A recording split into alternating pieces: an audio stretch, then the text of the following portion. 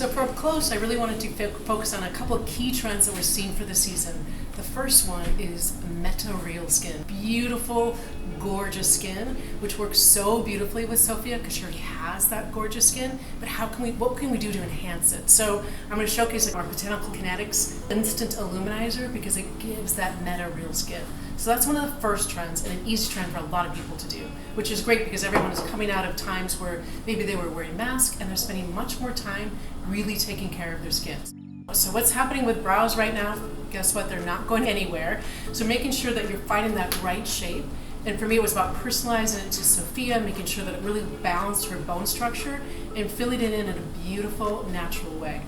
The next thing we're seeing is lips. So whether you want to do like a beautiful natural look, which of course is super in, hashtag clean beauty, which really means two different things. It can mean clean, beautiful products, sustainable ingredients, green products, gorgeous ingredients, and also just really clean makeup.